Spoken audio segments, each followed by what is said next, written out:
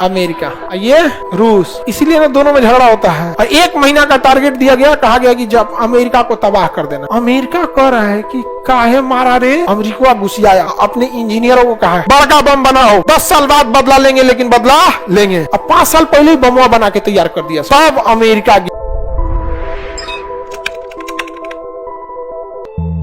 Japan जो था विश्व युद्ध में, अमेरिका जापान से कोई दुश्मनी ही नहीं थी, अमेरिका और जापान में कोई दुश्मनी नहीं थी।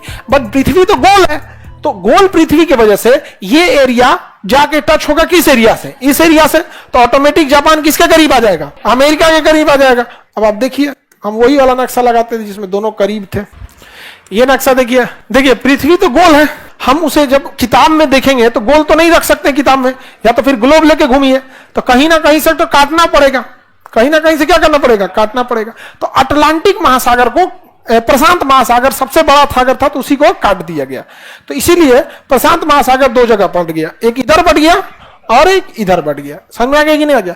हालांकि शुरुआत में विचार किस महासागर को काटने की थी, अटलांटिक। बट अगर इसको हम लोग काटते ना ऐसे, तो ये ग्रीनलैंड थोड़ा इधर हो जाता, ये थोड़ा सा इधर हो जाता, इसलिए काटा गया किसको। और देखिए ये हम किसको काट दिए, अटलांटिक को। कौन महासागर है? ये अफ्रीका। अब देखिए भारत यहाँ है, देखिए भारत, इंडिया हो गया, ठीक है। ये कौन हो गया? जापान। ये सागर कौन सागर? प्रशांत महासागर। ये अमेरिका कौन जगह है? ये रूस, ये अमेरिका। इसीलिए ना दोनों में झगड़ा होता है। इस नक्शा में लगता है कि दोनों दूर दूर है सब, इसमें लगता है कितना दूर दूर है सब, जबकि है सब कितना एकदम पास है सब। तो यहाँ पर ना ये प्रशांत महासागर है। कौन महासागर? प्रशांत महासागर के बीचों बीच में एक द्वीप है, हवाई द्वीप। आगे पढ़ाएंगे जब अमेरिका पढ़ाएंगे तब। हवाई द्वीप, कौन सा द्वीप है? हवाई द्वीप। प्रशांत महासागर के एकदम बीचों बीच में है हवाई द्वीप। अमेरिका ने ना हवाई द्वीप पे यहाँ पर एक बंदरगाह बनाया, पर्ल हार्बर, पर्ल हार्बर। और यहाँ उसने बड़े बड़े लड़ाकू जहाज तैनात किए, सब पूरे बेस बना दिया। 100-200 लड़ाकू जहाज तैनात किया लड़ने के लिए। नेवी की जहाज तैनात किया लगभग 120 की संख्या में। आज भारत की नौसेना में 120 को जहाज हैं। उस समय अमेरिका की एक बेस पर इतनी नौसेना की जहाज थी, सब डिस्ट्रॉयर, लड़ाकू जहाज, पनडुब्बियां थी, सब इस पे थी। अब जापान को लगा कि अरे भाई साहब ये तो इतना खतरनाक है, अमेरिका इतना खतरनाक हो गया है। तो जापान ने कहा कि हम लोग भी जहाज बनाएंगे, हम लोग भी पानी वाली जहाज बनाएंगे, पनडुब्बी बनाएंगे। तो उसके इंजीनियरों ने कहा, तो रिपोर्ट आई जापान के पास कि जिस रफ्तार से हम लोग जापान बना रहा है, अपनी नौसेना को बढ़ा रहे हैं, अमेरिका की बराबरी करते में 40 साल लग जाएगा। तो जापान ने कहा एक काम करते हैं, अमेरिका के कुछ जहाज मार के गिरा देते हैं, 200-250 जहाज मार के गिरा देते हैं, तो हम आज ही उससे 40 साल आगे हो जाएंगे। कहा well done, well done, well done. Japan वालों ने क्या बोला? Well done. गजब प्लान बनाया, 1 घंटा में प्लान बन के रेडी। और 1 महीना का टारगेट दिया गया, कहा गया कि जब अमेरिका को तबाह कर देना है, अमेरिका को तबाह कर देना। तो अमेरिका का सबसे ज्यादा जहाज कहां था? Pearl Harbor.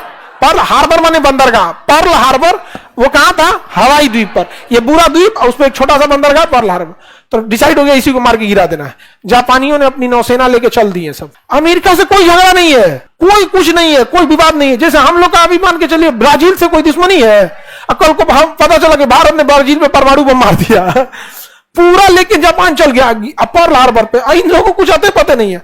और जापान में ना यहाँ पे लड़ाकू जहाजें उड़ान भरी, और सबको फिक्स था कि कौन जहाज जाएगी और किस जहाज पे बम गिराएगी। धड़ाधड़ सुबह 7 बजे से बम गिराना चालू किया सब, और 10 बजते बजते पूरा पर्ल हार्बर तबाह कर, खत्म हो गया, पूरा तबाह कर दिया पर्ल हार्बर। अमेरिका कह रहा है कि काहे मारा रे? तो जापान ने कहा कि तुम इतना आगे निकल गए थे, हमारा इंजीनियर कह रहा है तुम्हारी बराबरी करने में 40 साल लगेगा, हम आज तुमसे 40 साल आगे निकल, मार के गिरा दिए, तुम्हारी नौसेना खत्म। तो अमेरिका ने कहा तुम्हें इसकी कीमत चुकानी पड़ेगी। तो वहां के राजा तो हीरो ही तो कहा, I doesn't consider America is an important country. उन्होंने कहा अमेरिका को हम इतना इंपॉर्टेंट थोड़ी समझते हैं। और ये पूरा एरिया चाइना ने कब्जा कर दिया। ये पूरा एरिया किसने कब्जा कर लिया? जापान। अंडमान निकोबार भी कब्जा कर लिया, जापान ने कब्जा कर लिया यहाँ। तो सुभाष चंद्र बोस जापान से जाकर दोस्ती कर लिए, कहे कि आप काहे मारने आइएगा, आप इधर बिजी रहिए, हमको हथियार दीजिए, हम मारते हैं अंग्रेजों को। तो सुभाष चंद्र बोस ने किसको मारा? अंग्रेजों को। यहाँ मार के ध्वजी उड़ा दिए। अमेरिका घुसियाया, अपने इंजीनियरों को कहा ये सुन रहे सब इंजीनियर, बड़का बम बनाओ। कौन बम बनाओ? बड़का बम बनाओ। अब 1950 तक बड़का बम बना देना है, 10 साल बाद बदला लेंगे, लेकिन बदला लेंगे। तो ऑपरेशन ट्रिनिटी चलाया गया और ओपेनहाइमर मूवी बनी है, ओपेनहाइमर। अब 5 साल पहले ही बमवा बना के तैयार कर दिया वहां का अमेरिका से, परमाणु बम 1945 में बना के रेडी कर दिया। तब अमेरिका गया, यहां से उड़ाया जहाज अपना, क्रॉस करके कहां पहुंचा? जापान पे गिराया एगो हिरोशिमा नागासाकी। कहा कि जापान अब बताओ कै साल आगे, बताओ कै साल आगे। समझा रहा है कि नहीं आ रहा है? जापान कम खतरनाक थे सही जापान वाले, हाँ बहुत ज्यादा खतरनाक। जापान, चाइना, ये सब हालांकि भारत के लिए अच्छा है तो अच्छा है, भारत के लिए खराब है तो खराब है।